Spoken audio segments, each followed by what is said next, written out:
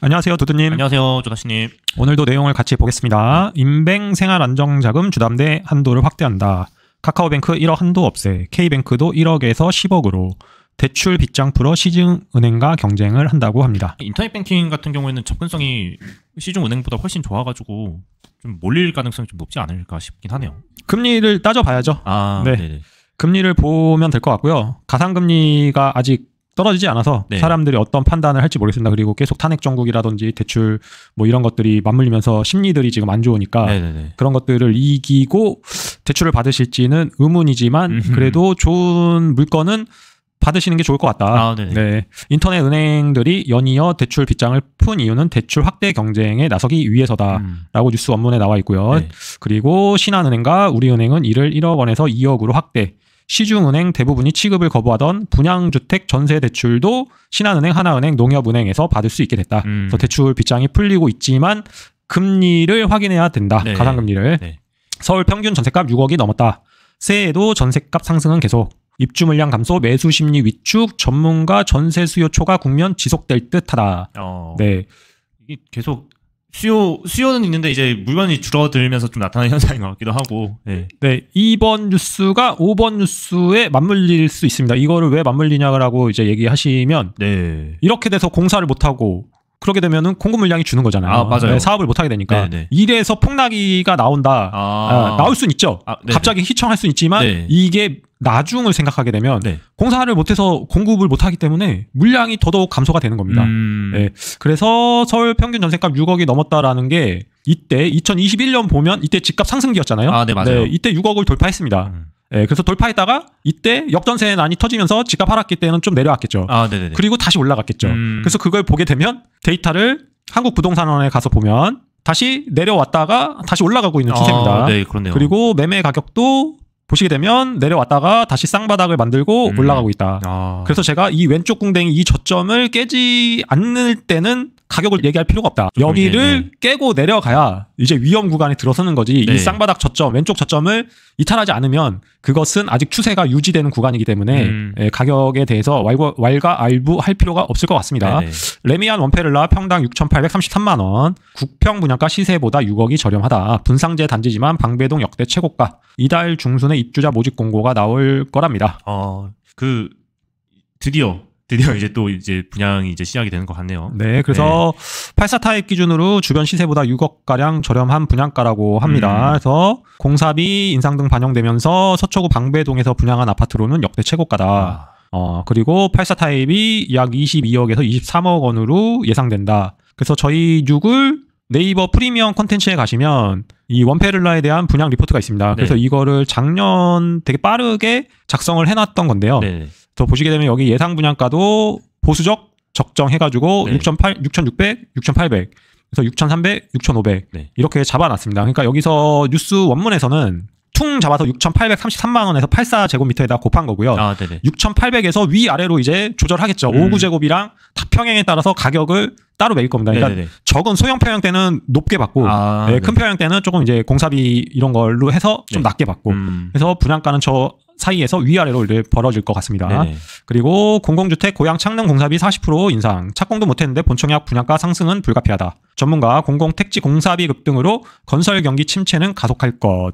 와, 어떻게 공사비가 40%나 갑자기 폭증할 수가 있는지 이게 좀 너무 말이 안 되는 상승폭이 아닌가라는 생각이 좀 드네요. 그 예전에 현대건설 우리나라 경제 상승기 시점에 완전 옛날 드라마인데 그때 인플레이션이 미쳐가지고 공사비 자재값이 잘 기억은 안 나지만 막 100%, 200%까지 뛰었던 제가 그 완전 꼬꼬마 시절에 봤던 드라마라 그것도 옛날 거를 그 꼬꼬마 시절에 다시 제가 그거를 찾아서 본 드라마라 기억은 잘 안 나는데 그랬던 기억이 있습니다. 뭐 정확하진 않지만 인플레이션 급상승 시기에 그래서 지금 이 공사비 논란으로 인해서 40%라는데 이때 이 앞전에 인천 계양 A2, A3 블럭이 15%에서 20% 분양가 상승을 해가지고 당첨자들이 약 41%에서 44%가 포기를 했었죠. 그래서 여기도 마찬가지로 전체 분양 이게 공사비만 40%니까 전체 분양가에 얼마나 올라갈지 여부는 대략 앞전 사례가 있으니까 뭐 15%에서 20% 내외 분양가가 뛸 걸로 보여집니다. 그렇지만 고양 창릉 신도시는 서울 바로 옆에 붙어 있죠. 아, 네. 네, 바로 연신내고 바로 아래가 이제 DMC입니다. DMC. 예. 네, 그리고 GTX A 노선이 지나갑니다. 여기는 해당이 되면 들어가야 되는 거죠. 그쵸. 네, 그리고 이 지역적으로, 신도시 같은 경우는 기본적으로 초기에 어느 입지를 선점하냐에 따라서 나중에 나오는 아파트랑 가격 차이가 2배에서 3배 차이가 납니다. 그러니까 동탄역 롯데캐슬이랑 네. 남동탄 네네네. 저 끝에 있는 아파트들이랑은 가격이 2~3배 차이 나거든요. 근데 이 신도시에서 뭐 동탄뿐만 아니라 검단도 마찬가지예요. 검탄도 호우금 그 중앙에 있는 아파트랑 네. 벌어져 있는 아파트랑은 가격 차이가 지금 2배 가까이 차이가 납니다. 그렇기 때문에 신도시에서는 기회를 잡을 수가 있기 때문에 네네네. 입지 선정을 잘하게 되면 2배에서 많게는 3배까지도 이 고향 창는 신도시에서는 가격이 벌어질 겁니다. 그래서 지금 뭐 포기할 생각을 하지 마시고 네. 기회를 내가 지금 당첨된 데가 나중에 나올 입지랑 비교했을 때 GTX 역이랑 가까운지 또는 중심 상업지역이랑 가까운지 네. 그런 것들을 판단하셔가지고 포기하지 말고 분양을 받으셔야 된다라고 네. 보여집니다. 지금 당장에 약간 공사비가 이렇게 오르는 악재는 물론 있지만 미래에 어떻게 될지도 이제 중요한 판단의 그 기준으로 삼아가지고 한번 보시면은 이제 미래에 뭐 이제 집값 상승에 약간 좀 좋은 영향을 미칠 수 있다라는 점을 말씀해 주신 것 같아요. 네네. 네. 그리고 30대 건설사 11곳 부채 비율이 위태롭다. 4곳은 신동아 건설보다 심각하다. 30대 건설사 중 11곳 부채 비율 200% 넘어 어음 부도율도 급등이다. 어제 그 신동아 건설 얘기할 때 그 어음 60억 정도 네. 얘기했었는데 네 곳이 이제 더 심각하다라는 거는 이 규모보다 훨씬 더 큰 그 규모로 안 좋다라는 얘기인 것 같고 부채 비율은 어제 신동아 건설이 한 400%대 약간 좀 그랬었던 것 같은데 이것보다 더 높은 데도 있는지 봐야겠네요.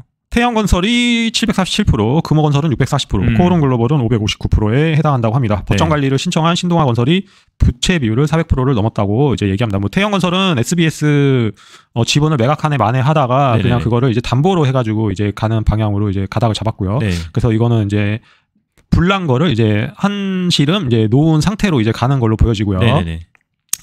그리고 프로젝트 파이낸싱, 뭐 미분양 증가, 뭐 대출 부실, 뭐 이런 얘기가 있는데 이것도 현장마다 양극합니다. 네, 뭐 지금 대구에 있는 미분양 급증된 현장들, 뭐 또는 부산, 네. 뭐 이런데 그리고 서울 말고 수도권의 외곽 지역들의 미분양은 별로 없습니다. 네. 네, 그래서 지금 건설 경기가 공급을 못하고 사람들이 좀 약간 이제 집을 사냐 마냐의 관망세. 네. 네, 그런 것들 때문에 이제 이런 것들에 대해서 가중치를 주는 것뿐이지 실제로 악재가 터진 가운데 정치적 불확실성까지 커지면 최악의 줄부도 사태를 맞을 수 있다는 경고음이 나오고 있는데 제가 봤을 때는 네. 이런 상황은 나오지 않는다. 네. 이거 거의 뭐 줄줄이 그 지금 이슈들 다 이제 합쳐져가지고 최악의 상태 약간 네. 그 시나리오인 것 같고. 네네네. 네. 그래서 저희가 최근에 지방 부동산을 살리기 위해서 네. 계속 그런 뉴스들이 니앙스가 나온다고 했잖아요. 네, 지방 뭐 차등 적용 DSR 뭐 그리고 지방 뭐 홈 세컨드 주택 네. 뭐 이런 것들이 나오고 있기 때문에 건설 경기를 살리려고 하는 니앙스이기 때문에 네네네. 이런 것들은 이제 크게 심각하게 불거지진 않을 걸로 보여집니다. 네. 물론 지금 당장에 뭔가 이제 경기가 조금 이제 좀 위축되어져 있고 이제 그렇죠. 하다 보니까 분위기는 안 좋지만 그렇죠. 너무 최악의 사태까지는 벌어지지 않을 거. 네네네. 네. 네, 그렇게 보여집니다. 네네네. 그리고 오늘 서울원 아이파크 무순위 접수가 있습니다. 네. 이게 한참 핫했었죠. 그래서 네, 맞아요. 보시게 되면 오늘 10시에서 5시까지고요. 그리고 558세대가 나왔습니다. 그래서 74 타입, 84 타입, 그리고 105 타입, 그리고 112 타입. 그래서 꽤 많은 괜찮은 물량들이 나왔으니까 네, 관심 있고 여력이 있으신 분들은 뭐 잘 고민해 보셨으면 좋을 것 같습니다. 어차피 입주 시기가 28년 7월이니까요. 오늘은 여기까지 보겠습니다. 내일 만나요. 내일 뵙겠습니다.